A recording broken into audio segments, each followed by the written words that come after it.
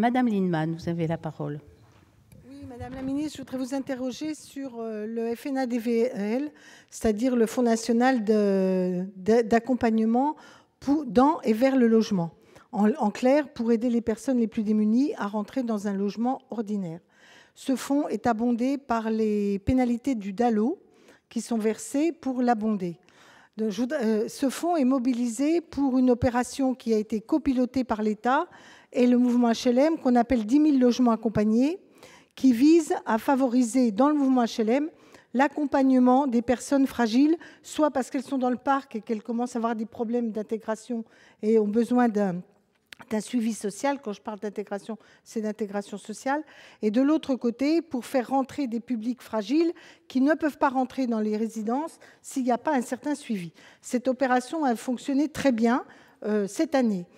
Simplement, on a des interrogations sur les crédits qui pourront être libérés au sein du FNADVL cette année. Donc, je voulais avoir votre avis sur la prolongation de ce programme.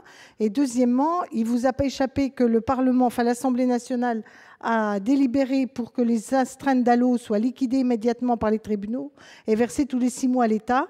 Je voudrais vous demander comment vous comptez agir pour qu'en effet, on soit sûr que les liquidations des contraintes DALO soient bien versées, parce que vous savez qu'il y a du retard et que du coup, ça bloque toute une série de projets d'intégration des publics fragiles dans le logement, qu'ils soient HLM ou non. Merci, chers collègues. Madame la ministre. Merci, Madame la Présidente. Madame la sénatrice, vous m'interrogez sur le pacte signé finalement par le mouvement HLM qui engageait l'État et les bailleurs à lancer ensemble un programme de 10 000 logements sociaux accompagnés en 3 ans. L'objectif, vous l'avez rappelé, c'est de faciliter l'accès au logement des ménages rencontrant des difficultés particulières ou leur maintien dans le logement qui ont pour cela besoin d'un accompagnement. Les 2 premières vagues de cet appel à projet ont démontré son intérêt pour de nombreux publics pour qui l'accompagnement est déterminant.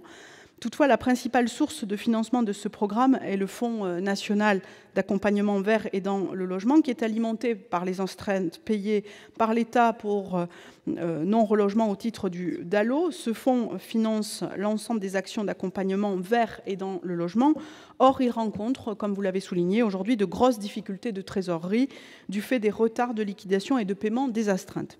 Face à cette situation, il a fallu faire des choix et lors du comité de gestion du fonds en septembre dernier, 22 millions d'euros ont pu être engagés par anticipation afin de ne pas fragiliser les conventions en cours ou de bloquer leur renouvellement, ce qui aurait conduit à des licenciements de travailleurs sociaux et aurait considérablement nui au suivi des ménages accompagnés. C'est pourquoi, dans l'attente de connaître le montant exact des astreintes effectivement prononcées et liquidées en 2015, j'ai suspendu le lancement de la 3e vague de cet appel à projet, qui sera cependant lancé dès que le fonds disposera des crédits suffisants.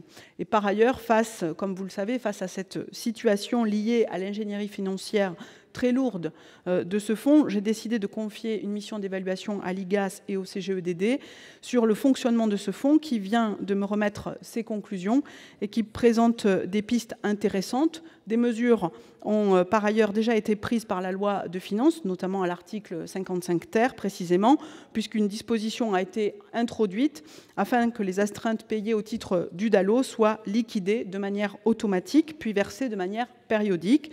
Cela facilitera l'alimentation plus régulière du fonds et nous verrons en effet tout ce qui est nécessaire pour pérenniser le dispositif de ce fonds qui poursuit un objectif essentiel. Merci. Alors, Monsieur Savin.